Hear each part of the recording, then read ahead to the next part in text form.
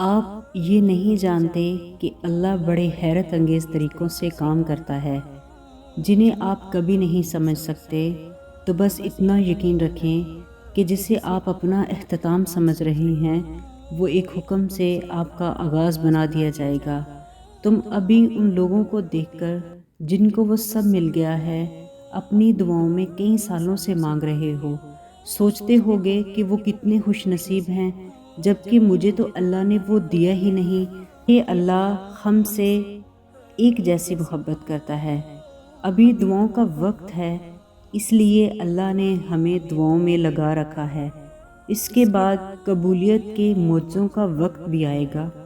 اللہ تمہیں تمہاری چاہت سے بھی نوازے گا، لیکن تب جب وہ چاہے گا۔ ہم نہیں جانتے کہ ہماری دعاؤں کا جواب کس راستے ہم تک آتا ہے، لیکن اللہ جانتا ہے، اس لیے ہمیں اس کے مطابق راستوں پہ چلتے جانا ہے اور یقین رکھنا ہے کہ وہ راستہ ہمیں وہاں لے جا رہا ہے جہاں سے معجزے آتے ہیں۔ اللہ ناممکن چیزوں میں نظر آتا ہے جب وہ چیزیں ہوتی ہیں جن کے ہونے کا ہم نے تصور بھی نہیں کیا ہوتا، جب وہ دروازے کھلتے ہیں جن کے کھلنے کی ہمیں امید بھی نہیں ہوتی، جب وہ راستے ہمیں اس منزل تک لے جاتے ہیں جن کا ہمیں گمان بھی نہیں ہوتا۔ یہ حالات کا بدلنا، یہ دروازوں کا کھلنا، یہ راستوں کا منزل تک لے جانا، آپ کو کیا لگتا ہے کہ یہ سب بلا وجہ ہوتا ہے؟ وہ جو رہنما ہے سات آسمانوں کے پار شارگ سے بھی قریب تر، یہ ساری پہیلیاں اس کی ہیں۔ ان پہیلیوں کے جواب وہ خود دیتا ہے اور ہر انسان کو دیتا ہے، بس ذریعے مختلف ہوتے ہیں۔ نہ ہونے کا ہونا بھی وہ تبھی کرتا ہے جب انسان کا یقین زمین اور آسمان سے بہت وسیع ہو جاتا ہے، پھر اس وسیع یقین میں معجزے ہو جاتے ہیں۔ ان معجزوں میں اللہ نظر آتا ہے۔ جب اللہ کسی کا خیال دل میں لاتا ہے تو اس کی جگہ نصیب میں کہیں نہ کہیں ضرور چھپا کے رکھتا ہے، اور وہ چھپی ہوئی چیز تو بس ان کو ملتی ہے جو دعا کرتے ہیں، اور دعا وہ کر سکتی ہے جو آپ نہیں کر سکتے۔ اللہ آزماتا ہے انہیں جن سے محبت کرتا ہے۔ وہ تمہاری نظر میں چیزیں اس لیے ناممکن بنا دیتا ہے کہ تم ان کے ممکن ہونے کے لیے اس سے مانگو، کیونکہ دعا مانگنے والے ہاتھ کبھی خالی نہیں لوٹاتا۔ وہ دعا کو زبان تک پہنچاتا ہے تبھی جب اسے تمہیں اس چیز سے نوازنا ہوتا ہے۔ وہ تو ان بند دروازوں کو بھی کھول دیتا ہے جس پر تم دستک نہیں دیتے، پھر وہ ان دروازوں کو کیوں نہیں کھولے گا جس پر مسلسل دستک کی نشانی ہے۔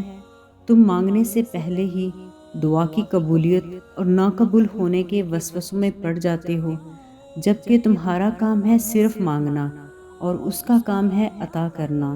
دعا کرتے وقت یہ سوچا کرو کہ میں کتنا گناہ گار ہوں، بلکہ یہ سوچا کرو کہ تمہارا رب کتنا مہربان ہے۔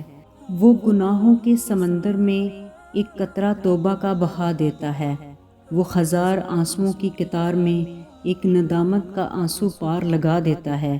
وہ رب ہی تو ہے جو اپنے گناہ گار بندوں کو جہنم سے بچا کر جنت میں پہنچا دیتا ہے۔ تمہاری تکلیف سے اللہ بے خبر نہیں ہے، وہ جانتا ہے کہ تم اتنی تکلیف سے گزر رہے ہو۔ وہ جانتا ہے تمہاری ہر ضرورت، پسند اور ناپسند کو، بس وہ چاہتا ہے کہ تم سے تھوڑی دیر اور باتیں کرے۔ وہ یہ دیری اس لیے نہیں کر رہا کہ جواب نہ ہے، وہ دیری صرف تمہارے بھلے کے لیے کر رہا ہے۔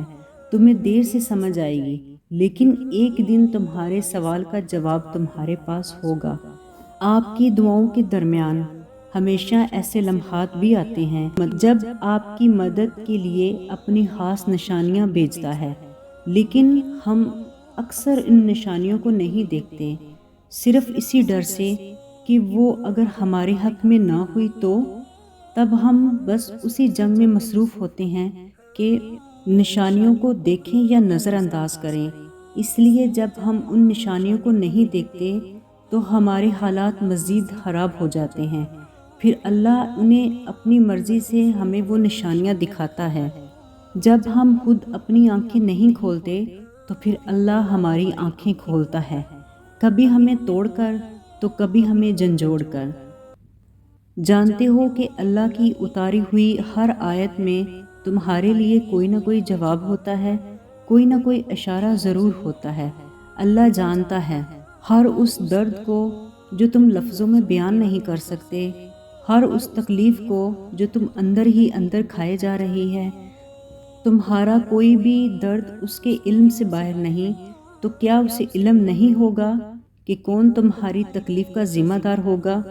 بے شک اللہ زبردست بدلہ لینے والا ہے۔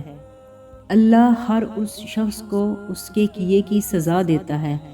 بے شک اللہ بہت جلدی حساب لینے والا ہے۔ اس خیال میں الجھے ہو کہ ابھی بھی اللہ پہ یقین رکھنا چاہیے یا پھر مانگنا چھوڑ دینا چاہیے۔